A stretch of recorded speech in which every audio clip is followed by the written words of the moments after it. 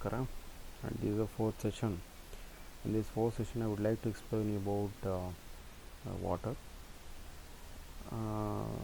From past three sessions I have explained you about cement, different types of cements, different types of tests to be conducted on cement, and in this session I would like to explain you about very important fourth ingredient which is used in concrete, that is water.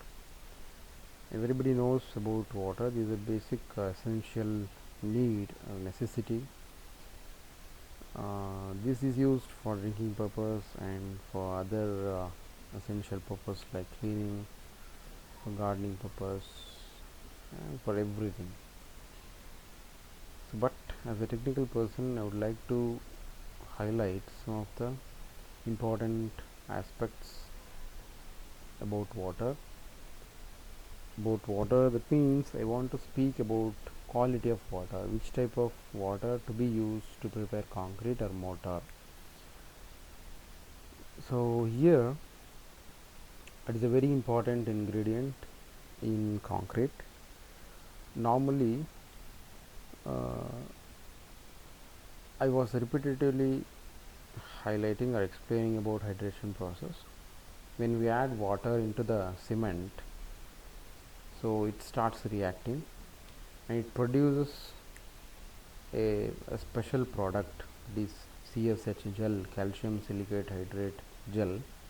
This is very important product, as the strength of the concrete depends on this product. The quality of water plays a very vital role or important role. That's why we have to focus on quality of water to be used. We're going to use potable type of water. There are different types of water based on its quality. We say potable water, palatable water, wholesome water, or we sometimes say contaminated water. So like this, based on the minerals present or harmful ingredients present in water. So if you say potable water, this is a drinking water. So we should know the difference between potable water and palatable water. Potable water means this is suitable for drinking and essential minerals are retained. This is colorless, odorless. So we are going to call it as potable water. If you say palatable water, so here harmful ingredients are removed and this is colorless and essential minerals are retained. So this is palatable water. So potable water is a combination of wholesome water and as well as palatable water. Potable water ಅಂದರೆ drinking ಪರ್ಪಸ್ಸಿಗೆ ಇರತಕ್ಕಂಥ ವಾಟರ್ನ, ಅದನ್ನು public ಯೂಸಿಗೆ ಏನು supply ಮಾಡ್ತೀವಿ ಆ ವಾಟರ್ನ portable water ಅಂತ ಕರಿತೀವಿ. ಪ್ಯಾಲೆಟಬಲ್ water ಅಂತಂದರೆ ನೋಡೋದಕ್ಕೆ ಆಸ್ಥೆಟಿಕ್ ವ್ಯೂ ಚೆನ್ನಾಗಿರ್ತದೆ, ಕಲರ್ಲೆಸ್ ಇರ್ತದೆ, ಅದಕ್ಕೆ ನಾವು ಪ್ಯಾಲೆಟಬಲ್ ವಾಟರ್ ಅಂತ ಕರಿತೀವಿ. ಅದರಲ್ಲಿ ಕೆಲವೊಂದು ಸರಿ ಕೆಮಿಕಲ್ ಇರ್ಬೋದು, ಅದನ್ನು ಇನ್ನೂ ತೆಗೆದಿಲ್ಲ ನಾನು, ಅದಕ್ಕೆ ನಾನು ಪ್ಯಾಲೆಟಬಲ್ ವಾಟರ್ ಅಂತ ಕರಿತೀನಿ. ಬಟ್ ಪೋರ್ಟಬಲ್ ವಾಟ್ರಲ್ಲಿ ಇಟ್ ಈಸ್ ಟ್ರೀಟೆಡ್, ಅದು ಟ್ರೀಟ್ ಮಾಡಿದ್ದೀವಿ, ಎಸೆನ್ಷಿಯಲ್ ಮಿನರಲ್ಸ್ ಎಷ್ಟು ಬೇಕೋ ಅಷ್ಟು ಲಿಮಿಟ್ಸಲ್ಲಿ ಇಟ್ಟಿದ್ದೀವಿ, ಕಲರ್ಲೆಸ್ ಇದೆ, ಲಿಟ್ಲ್ ಬಿಟ್ ಓಡರ್, ಸ್ವಲ್ಪ ಸ್ಮೆಲ್ ಇರ್ಬೋದು, ಅದಕ್ಕೆ ನಾನು ಪೋರ್ಟಬಲ್ ವಾಟರ್ ಅಂತ ಕರಿತೀನಿ. But it is good to health, ಅದು ನಾನು ಕುಡಿದ್ರೆ ಏನು ಸಮಸ್ಯೆ ಇಲ್ಲ. ಬಟ್ ಪ್ಯಾಲೆಟಬಲ್ ವಾಟ್ರಲ್ಲಿ ಹಂಗಾಗಿ ಚಾನ್ಸ್ ಇರಲ್ಲ. ಯಾಕೆ ಅಂದರೆ ಅದರಲ್ಲಿ ಕೆಮಿಕಲ್ಸ್ ಇರ್ಬೋದು, ಇದನ್ನ ಟ್ರೀಟ್ ಮಾಡಿಲ್ಲ ನಾನು ಪ್ಯಾಲೆಟಬಲ್ ವಾಟರ್ನ, ಬಟ್ ನೋಡೋದಕ್ಕೆ ಚೆನ್ನಾಗಿ ಕಾಣುತ್ತದೆ, ಪ್ಯೂರಾಗಿ ಕಾಣುತ್ತದೆ. ಸೊ ಅದಕ್ಕೆ ನಾನು ಪ್ಯಾಲೆಟಬಲ್ ವಾಟರ್ ಅಂತ ಕರಿತೀನಿ. ಹೋಲ್ಸಮ್ ವಾಟ್ರಲ್ಲಿ ಏನಾಗಿರ್ತದೆ ಅಂತಂದರೆ ಕೆಮಿಕಲಿ ಹೇಳೋಕ್ಕಾಗಲ್ಲ, ಕೆಮಿಕಲ್ಸು ಸ್ವಲ್ಪ ಆ್ಯಡ್ ಆಗಿರ್ಬೋದು ಅಥವಾ ಇರ್ಬೋದು ಅದರಲ್ಲಿ, ಅದನ್ನು ತೆಗೆದಿಲ್ಲ. ಆದರೆ ಹಾರ್ಮ್ಫುಲ್ ಇಂಗ್ರೀಡಿಯೆಂಟ್ಸ್ ಅದರೊಳಗಡೆ ಇಲ್ಲ, ಹಾರ್ಮ್ಫುಲ್ ಕೆಮಿಕಲ್ಸ್ ಇಲ್ಲ ಅದರೊಳಗಡೆ, ಅದನ್ನು ನಾನು ಹೋಲ್ಸಮ್ ವಾಟರ್ ಅಂತ ಕರಿತೀನಿ. ಅದಕ್ಕೆ ಪೋರ್ಟಬಲ್ ವಾಟರ್ ಹೇಳ್ಬೇಕಾದ್ರೆ ಡೆಫಿನೇಷನ್ಲಿ ಏನು ಹೇಳ್ತೀವಿ ಅಂದರೆ it is a combination of palatable water and wholesome water ಅಂತ ಹೇಳ್ತೀವಿ. ಸೊ ಇದು ವಾಟರ್ ಬಗ್ಗೆ ಆಯಿತು. ಸೊ ಕ್ವಾಲಿಟಿ ಆಫ್ ವಾಟರ್ ಬಂದಾಗ ಇದ್ರ ಬಗ್ಗೆ ನಾನು ಸ್ವಲ್ಪ ಮಾತಾಡಬೇಕು. Limits on impurities as per IS ಅಂದರೆ ಇಂಡಿಯನ್ ಸ್ಟ್ಯಾಂಡರ್ಡ್. ನಮ್ಮ ಇಂಡಿಯನ್ ಸ್ಟ್ಯಾಂಡರ್ಡಲ್ಲಿ ನಾವು ಒಂದಷ್ಟು ಏನು ಮಾಡಿದ್ದೀವಿ ಅಂದರೆ ಇದಕ್ಕೆ ಲಿಮಿಟೇಷನ್ಸ್ ಹಾಕಿದ್ದೀವಿ. ಈ ಕೆಮಿಕಲ್ಸು ಇಷ್ಟರೊಳಗಡೆ ಇರಬೇಕು. ಯಾವ ವಾಟರ್ ಇದು ಅಂತಂದರೆ ಕಾಂಕ್ರೀಟಿಗೆ ಯೂಸ್ ಮಾಡತಕ್ಕಂಥ water. It must be portable water. ನೀವು ಏನು ಕುಡಿಯೋದಕ್ಕೆ ಬಳಸ್ತೀವಿ ಅದೇ ನೀರನ್ನು ಇಲ್ಲೂ ಬಳಸಬೇಕು. ಬೇರೆ ಬೇರೆ ನೀರು ಯಾವುದೋ ಮಳೆ ನೀರು ಬಂದಿರ್ತದೆ, ಅದೆಲ್ಲ ಫುಲ್ಲು ಕೆಮ್ಮಣ್ಣು ತುಂಬಿರ್ತದೆ, ಆ ನೀರನ್ನ ಬಳಸೋಂಗಿಲ್ಲ. ಅಥವಾ ಸಮುದ್ರದ ಪಕ್ಕದಲ್ಲಿ ಮನೆ ಕಟ್ತಾಯಿದ್ದೀರಿ, ಸಮುದ್ರದ ನೀರನ್ನು ಬಳಸೋಂಗಿಲ್ಲ. ಯಾಕೆ ಅಂತಂದರೆ ಅದರಲ್ಲಿ ಹಾರ್ಮ್ಫುಲ್ ಕೆಮಿಕಲ್ಸು ಪ್ರೆಸೆಂಟ್ ಇರ್ತದೆ. ನೀವು ಅದನ್ನು ಬಳಸಿದ್ರೆ ಏನಾಗ್ತದೆ, ಕಾಂಕ್ರೀಟ್ ಒಳಗಡೆ ಏನಾಗ್ತದೆ ಅಂದರೆ, ನಾವು ನಾಳೆ ದಿನ ಕಾಂಕ್ರೀಟ್ ಜೊತೆಗೆ ಸ್ಟೀಲ್ನ ಮಿಕ್ಸ್ ಮಾಡಿದಾಗ, RCC ಆಗಿ ಯೂಸ್ ಮಾಡಿದಾಗ ಅದು ಕರೋಷನ್ ಆಗೋ ಚಾನ್ಸಸ್ ಇರ್ತದೆ. It may lead to corrosion. There are different types of minerals and chemicals present in water. We have standard desirable limits. ಅದಕ್ಕೆ ಟಾಲರಬಲ್ ಕಾನ್ಸಂಟ್ರೇಷನ್ಸ್ ಅಂತ ಹೇಳಿದ್ದೀನಿ ನಾನು ಇದರಲ್ಲಿ. Sodium and potassium chloride, sulphuric anhydride, calcium chloride, sodium iodide, sodium sulphate and so on. So ಇದಕ್ಕೆ ನಾನು limitations ಹೇಳಿದ್ದೀನಿ. ಏನು 1000 ppm, 10,000 ppm, ಈ ಥರ ಎಲ್ಲ ಬರ್ತದೆ. ನನಗೆ ppm ಅಂದರೆ ಏನು ಅಂದರೆ ಫಸ್ಟ್ ತಿಳ್ಕೊಬೇಕು. ಪಾರ್ಟ್ಸ್ ಪರ್ ಮಿಲಿಯನ್ ಅಂತ ಹೇಳ್ತೀವಿ, ಪಾರ್ಟ್ಸ್ ಪರ್ ಮಿಲಿಯನ್. ಅಥವಾ ಇನ್ನೊಂದು ಸಿಂಪಲ್ಲಾಗಿ ಹೇಳ್ಬೇಕಂದ್ರೆ unit milligram per kg or milligram per litre. 1 litre ನೀರು ತಗೊಂಡ್ರೆ ಎಷ್ಟು ಮಿಲಿಗ್ರಾಮು ಮಿನರಲ್ಸು ಅಥವಾ ಅದರಲ್ಲಿ ಕೆಮಿಕಲ್ಸ್ ಪ್ರೆಸೆಂಟ್ ಇದೆ ಅಂತೇಳಿ ಮೆಷರ್ ಮಾಡ್ಬೋದು. Don't bother much about chemical analysis, so that is left to environmental engineers or chemical engineers. As a civil engineer, we focus mainly on these values, that's all. ಅದರ unit ಏನು, ಅದರ values ಎಷ್ಟೆಷ್ಟು ಇರ್ತದೆ, ಎಷ್ಟು ಒಳಗಡೆ ಇರಬೇಕು, ಇಷ್ಟು ಮಾತ್ರ ತಿಳ್ಕೊಂಡ್ರೆ ಸಾಕು. And we more focus on pH value ಅಂತ ಒಂದಿದೆ. ಅದ್ರಲ್ಲಿ ನಾನು ಹೇಳ್ತೀನಿ, pH ವ್ಯಾಲ್ಯೂವಲ್ಲಿ ನಾವು ಇದು ಬೈಫರ್ಕೇಟ್ ಮಾಡಬೇಕಾದ್ರೆ neutral value is 7. If the pH value is less than 7, we will going to say this as acidic. If it is more than 7, then we will going to say basic. So you can see here the scale of pH. ನಾನು ನಿಮ್ಗೆ ಅರ್ಥ ಆಗಲಿ ಅಂತೇಳಿ ಇದು general ನಾಲೆಡ್ಜಿಗೋಸ್ಕರ, ನಿಮ್ಗೆ ಅರ್ಥ ಆಗಲಿ pH value. So ಇವತ್ತಿನಿಂದ ಆಚೆಗೆ ನಿಮಗೆ ಗೊತ್ತಾಗಬೇಕು pH ವ್ಯಾಲ್ಯೂ ಜಾಸ್ತಿ ಇದ್ದರೆ ಏನಂತ ಕರಿತೀವಿ, ಕಡಿಮೆ ಇದ್ದರೆ ಏನಂತ ಕರಿತೀವಿ, ವಾಟರ್ pH ವ್ಯಾಲ್ಯೂ ಎಷ್ಟು ರೇಂಜ್ ಇರಬೇಕು ಅಂತ. ನಾರ್ಮಲಾಗಿ the pH value must be less than 7, lies in between 6 and 7 ಅಂತ ಕರಿತೀವಿ. It must not be acidic, it must not be basic.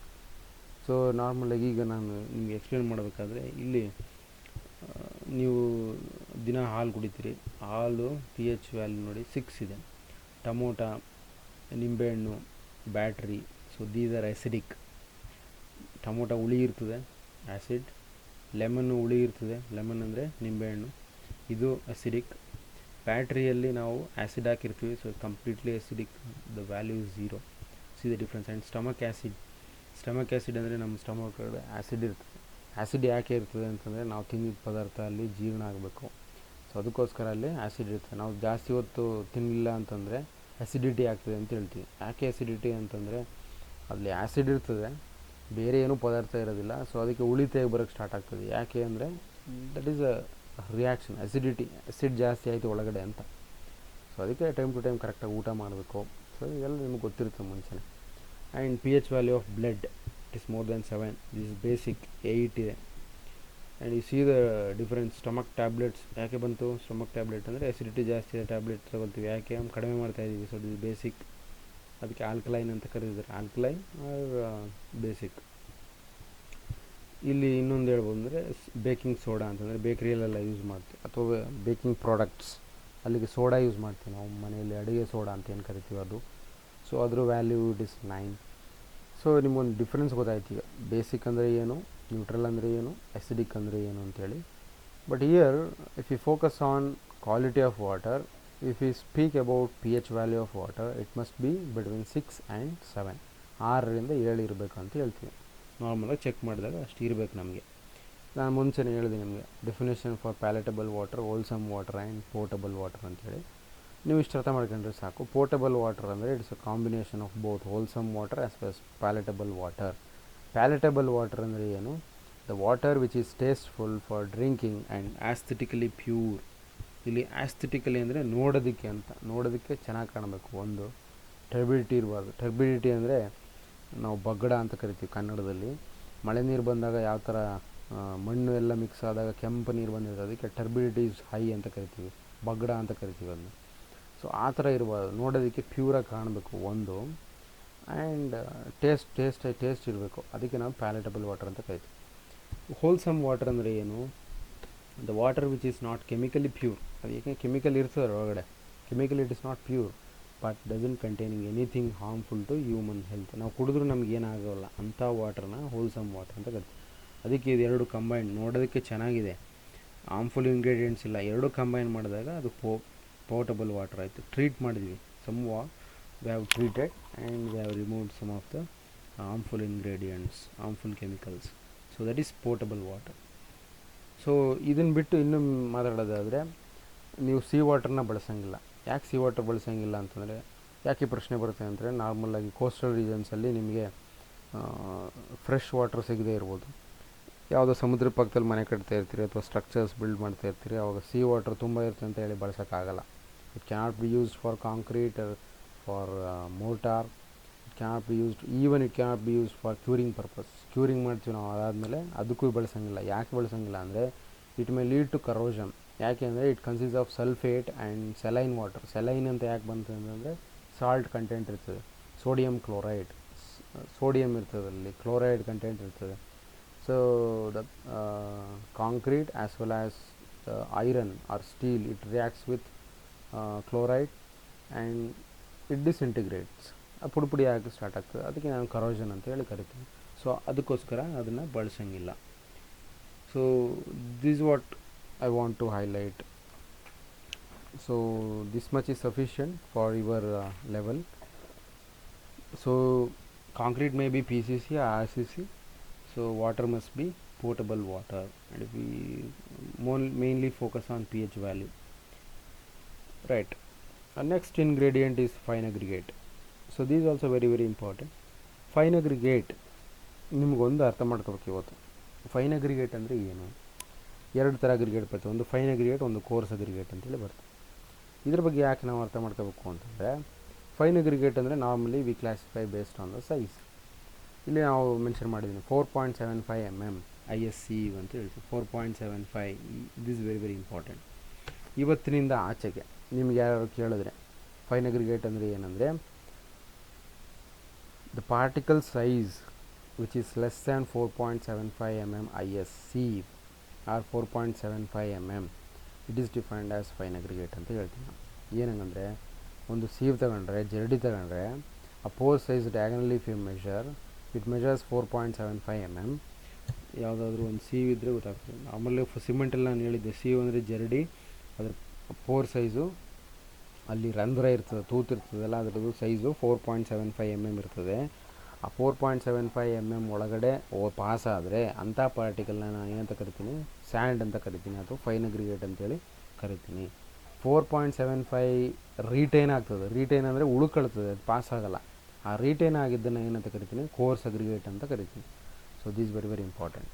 4.75 pass ಆದರೆ ಫೈನ್ ಅಗ್ರಿಗೇಟ್, 4.75 ರೀಟೈನ್ ಆದರೆ that is course aggregate. So this the first definition for fine aggregate. So as a technical person, I repetitively use as a fine aggregate. Fine aggregate ಅಂದರೆ and ಅಂತ ಅಷ್ಟೇ. Normally ನಾವು ಲೇಬರ್ಸಲ್ಲಿ ಕೆಳ ಜೊತೆ ಮಾತಾಡಬೇಕಾದ್ರೆ fine aggregate ಅಂತ ಹೇಳೋದಿಲ್ಲ, ಯಾಕೆಂದರೆ ಅವ್ರಿಗೆ ಗೊತ್ತಿರಲ್ಲ ಅದು. ನೀವು ಹಂಗಂತ ಏನು ಹೇಳಿದ್ರೆ ಒಂದು ಅಡ್ಡ ಅಂತೇಳಿ ತಿಳ್ಕೊಂಬಿಡ್ತೀವಿ. ಹಂಗಾಗಿ ಫೈನ್ ಅಗ್ರಿಗೇಟ್ ಅಂತ ಯೂಸ್ ಮಾಡಲ್ಲ. ಎಲ್ಲಿ ಯಾವುದನ್ನು ಬಳಸಬೇಕು ಅದನ್ನು ಬಳಸಬೇಕು. As a technical person, as an engineer, we should use the word fine aggregate. But when you work in the field, then you will going to use the word sand, right? So ಈಗ ಏನಾಗ್ಬಿಟ್ಟಿದೆ ಅಂದರೆ, scarcity for sand. ನಮಗೆ river sand ಸಿಗ್ತಾ ಇಲ್ಲ. ಅದಕ್ಕೋಸ್ಕರ ನಾವೇನು ಮಾಡಿದ್ದೀವಿ, river and ಸಿಗದೇ ಇರೋದಕ್ಕೋಸ್ಕರ ಸ್ಯಾಂಡಿಗೆ ಹೋಗಿದ್ವಿ. So it has a very similar properties ಇದೆ. But so as an engineer, as a technical person, I should say this: river sand is more preferable compared to sand, but it is not available. There is a scarcity for this river sand. Cost has been increased. There is an escalation of cost. Escalation ಅಂದರೆ ಜಾಸ್ತಿ ಆಯ್ತು ಅಂತ, ದುಡ್ಡು ಜಾಸ್ತಿ ಆಯಿತು river ಸ್ಯಾಂಡಿಗೆ. ಯಾಕೆ? Availability ಇಲ್ಲ, ತುಂಬ ಕಡಿಮೆ ಸಿಗ್ತಾ ಇದೆ. ಆಮೇಲೆ ಗೌರ್ಮೆಂಟಿಂದ ನಮಗೆ ಪರ್ಮಿಷನ್ ಇಲ್ಲ ತಗೊಳ್ಳೋದಕ್ಕೆ. ಸೊ ಸೊ ಹಾಗಾಗಿ ರಿವರ್ ಸ್ಯಾಂಡಿಗೆ ಕಾಸ್ಟ್ ಜಾಸ್ತಿ ಆಗಿರೋದ್ರಿಂದ ನಾವೇನು ಮಾಡಿದ್ವಿ, ಕ್ರಷ್ಡ್ ಸ್ಯಾಂಡ್ ಯೂಸ್ ಮಾಡ್ತೀವಿ. ಅದಕ್ಕೆ ಸ್ಯಾಂಡ್ ಅಂತೇಳಿ ಕರಿತಾ ಇದ್ದೀವಿ ಅಷ್ಟೇ. ಸ್ಯಾಂಡ್ ಅಂದರೆ ಜಲ್ಲಿಕಲ್ಲು ಇರ್ತದಲ್ಲ, ಅದನ್ನು ಪೌಡ್ರ್ ಮಾಡ್ತೀವಿ ನಾವು. ಅದನ್ನು ಕ್ಯೂಬಿಕಲ್ ಸೈಜಿಗೆ convert particle size will be cubical, shape cubical ಆಗಿ ಮಾಡಿ ನಾವು ಕ್ರಷ್ ಮಾಡ್ತೀವಿ. ಸೊ ಅದಕ್ಕೆ ನಾವು ಸ್ಯಾಂಡ್ ಅಂತ ಕರಿತೀವಿ. ನಮಗೆ ಕಾಸ್ಟ್ ಏನಾಯಿತು, ರೆಡ್ಯೂಸ್ ಆಯಿತು. We are meeting the demand ಜಾಸ್ತಿ ಆಯಿತು. ಅದನ್ನು ನಾವು ಏನು ಮಾಡ್ತಿದ್ದೀವಿ, ಇದನ್ನು ಸರಿದೂಗಿಸ್ತಾ ಇದ್ದೀವಿ ಸ್ಯಾಂಡ್ ಯೂಸ್ ಮಾಡಿ. ಸೊ ನಾವು this is clear to you that river sand and sand, so it has similar property, therefore we are using sand. River sand has been replaced by sand due to the non-availability of river sand, that's all. ಅಂದರೆ suppose ನಿಮಗೆ river and ಸಿಕ್ತಂದರೆ ನೀವು ಬಳಸಿ, ಯಾಕೆಂದರೆ river ಸ್ಯಾಂಡಿಗೆ compare ಮಾಡೋಕ್ಕಾಗಲ್ಲ. But ನಮಗೆ availability ಇಲ್ಲದೆ ಇರೋದ್ರಿಂದ ನಾವು ಸ್ಯಾಂಡ್ ಯೂಸ್ ಮಾಡ್ತಾಯಿದ್ವಿ. These for your knowledge. So ನಾವು ವಿಲ್ ಗೋಯಿಂಗ್ ಟು ಸಿಮೆಂಟಿಗೆ ನಾವು ಯಾವ ಥರ ಟೆಸ್ಟ್ಗಳನ್ನ ಕಂಡಕ್ಟ್ ಮಾಡಿದ್ವಿ, ಅದೇ ಥರ ಇದರಲ್ಲೂ ಟೆಸ್ಟ್ಗಳನ್ನ ಕಂಡಕ್ಟ್ ಮಾಡಬೇಕು. ಯಾಕೆ ಅದನ್ನು ಚೆಕ್ ಮಾಡಬೇಕು, ಕ್ವಾಲಿಟಿ ಚೆಕ್ ಮಾಡಬೇಕು. ಸೊ ಯಾಕೆ ಇದನ್ನು ಚೆಕ್ ಮಾಡಬೇಕು, ವಾಟರ್ ಕ್ವಾಲಿಟಿ ಚೆಕ್ ಮಾಡ್ತೀವಿ, ಸಿಮೆಂಟ್ ಕ್ವಾಲಿಟಿ ಚೆಕ್ ಮಾಡ್ತೀವಿ, ಫೈನ್ ಅಗ್ರಿಗೇಟ್ ಕ್ವಾಲಿಟಿ ಚೆಕ್ ಮಾಡ್ತೀವಿ. ಯಾಕೆ ಚೆಕ್ ಮಾಡಬೇಕಂದ್ರೆ ಕಾಂಕ್ರೀಟ್ ಸ್ಟ್ರೆಂತ್ ಬೇಕು, ಡ್ಯೂರಬಿಲಿಟಿ ಬೇಕಂದರೆ we mainly focus on these ingredients.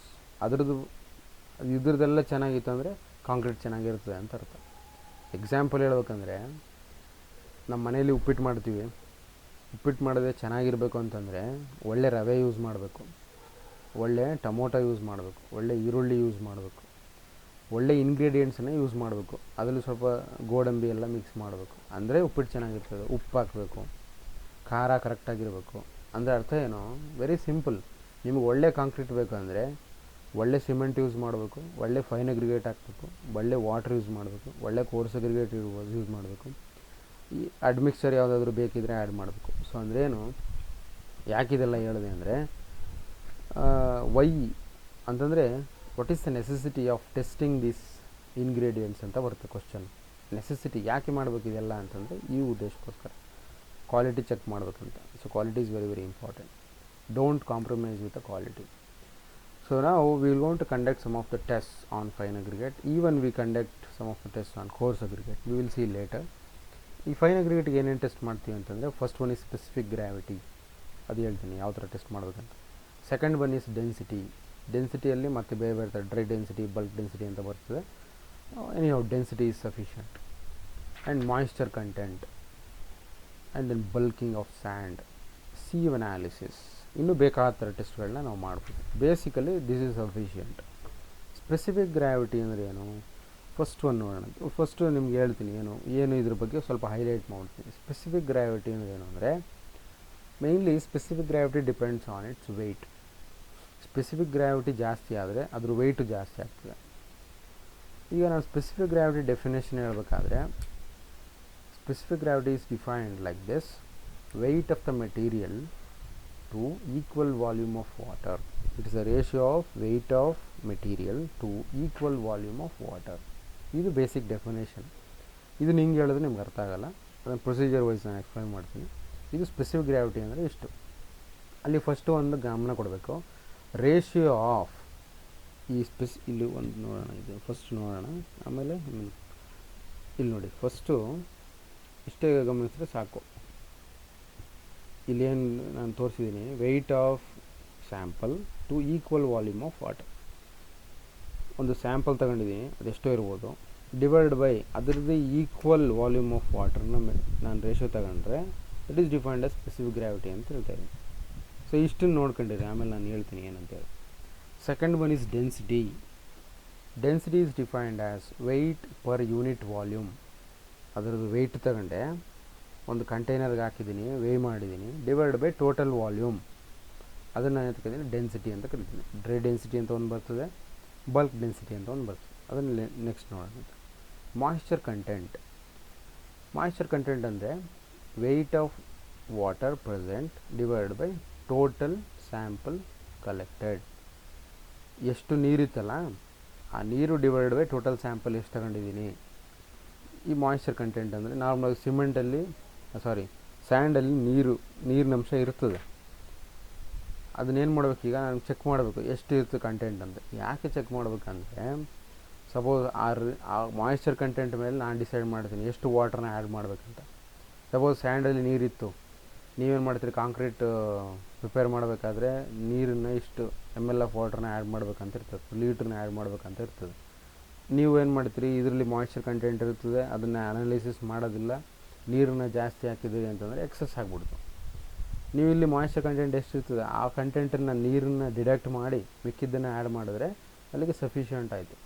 So ಅಲ್ಲಿಗೆ ಬ್ಲೀಡಿಂಗ್ ಆಗೋಲ್ಲ. ಸೊ ಇದೆಲ್ಲ ಬರ್ತದೆ, ಪ್ರಾಪರ್ಟೀಸ್ ಆಫ್ ಕಾಂಕ್ರೀಟಲ್ಲಿ ಬರ್ತದೆ. ಸೊ ಇಷ್ಟನ್ನು ತಗೊಂಡು ಸಾಕು. ಸ್ಪೆಸಿಫಿಕ್ ಗ್ರಾವಿಟಿ ಅಂದರೆ ಏನು, ಡೆನ್ಸಿಟಿ ಅಂದರೆ ಏನು, ಮಾಯ್ಶ್ಚರ್ ಕಂಟೆಂಟು ಅದನ್ನು ಯಾಕೆ ಮಾಡಬೇಕು, ಬಲ್ಕಿಂಗ್ ಪ್ರತಿಯೊಂದಕ್ಕೂ ಯಾಕೆ ಮಾಡಬೇಕು ಅನ್ನೋದು ಇಂಪಾರ್ಟೆಂಟು. ಬಲ್ಕಿಂಗ್ ಆಫ್ ಸ್ಯಾಂಡ್ ಅಂತ ಬರ್ತದೆ. ಬಲ್ಕಿಂಗ್ ಆಫ್ ಸ್ಯಾಂಡ್ ಅಂದರೆ ಇನ್ಕ್ರೀಸ್ ಇನ್ ವಾಲ್ಯೂಮ್ ಅಂತ. Bulk increase in volume. ಎಷ್ಟು ಇನ್ಕ್ರೀಸ್ ಆಯಿತು, ಮಾಯ್ಶ್ಚರ್ ಕಂಟೆಂಟ್ ಆ್ಯಡ್ ಮಾಡ್ತಾ ಇದ್ವಿ, ಯಾವುದೋ ಒಂದು ಪಾಯಿಂಟಲ್ಲಿ ರೈಸ್ ಆಗಿ ಮತ್ತೆ ಡೌನ್ ಆಗ್ತದೆ. ಸೊ ಅದು ಬಲ್ಕಿಂಗ್ ಅಂತ ಕರಿತೀವಿ. ಬಲ್ಕಿಂಗ್ ಅಂದರೆ increase in volume of and.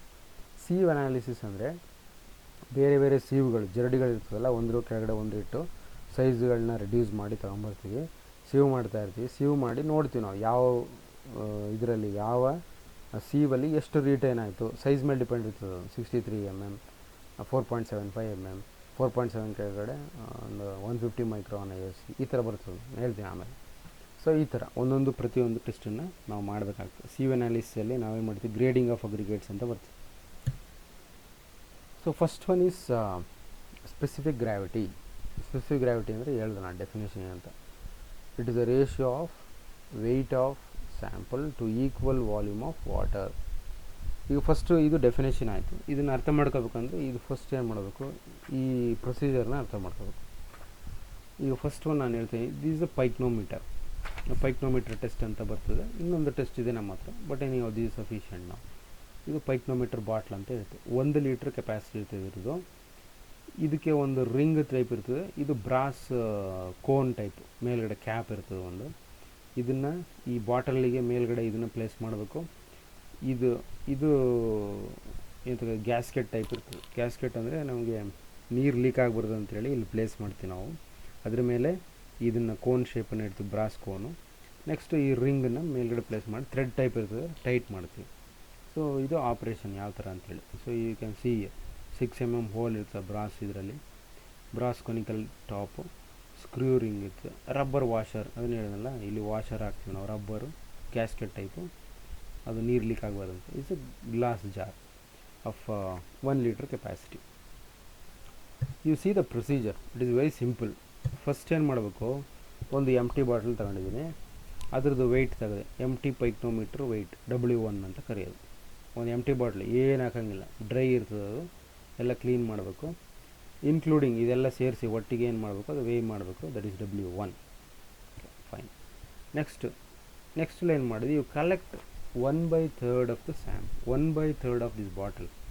ಅಂದರೆ ಸ್ಯಾಂಪಲ್ ಎಷ್ಟಿರ್ಬೇಕಂದ್ರೆ 33% ಅಂದಾಜು, ಎಕ್ಸಾಕ್ಟ್ ಏನಿಲ್ಲ. 1/3 ಅಂದರೆ ಇದ್ರದ್ದು 1/3 ಅಂತಂದರೆ ಇಷ್ಟಾಯಿತು, ಹೌದಲ್ವ? 1/3 ಅಂದರೆ 33% ಅಪ್ರಾಕ್ಸಿಮೇಟ್ಲಿ. ಅದರೊಳಗಡೆ ಸ್ಯಾಂಪಲ್ನ ಹಾಕಿದೆ.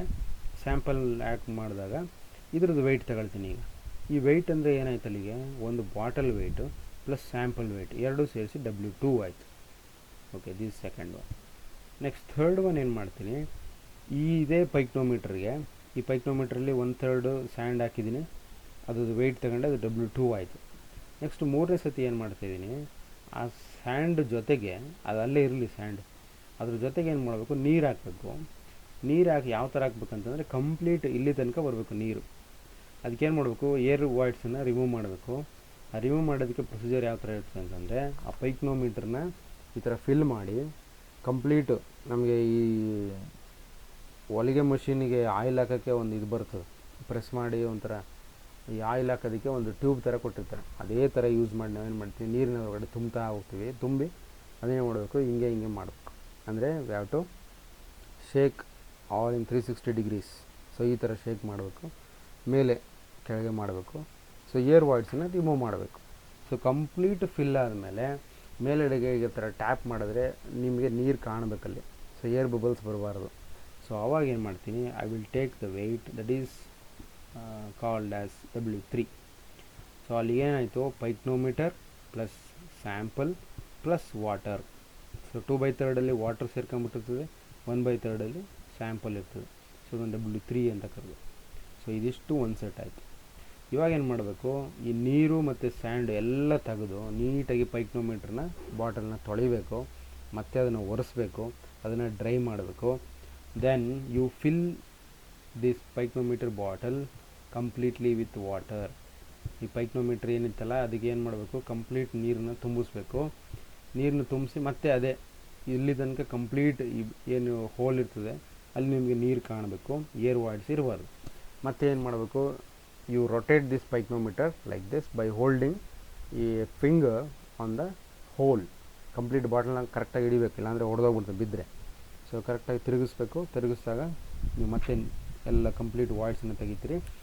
Then you take the weight, that is the final weight, that is W4. So W1, W2, W3, W4. ನಿಮ್ಗೊಂದು ಸತಿ ಈ ಸ್ಕೆಚ್ ನೋಡಿದ್ರೆ ಗೊತ್ತಾಗ್ಬಿಡ್ತದೆ. Weight of empty bottle, weight of empty bottle plus 1/3 of sample, weight of empty bottle plus sample plus water plus ಇದು ಲಾಸ್ಟಿಗೇನು weight of bottle plus weight of water.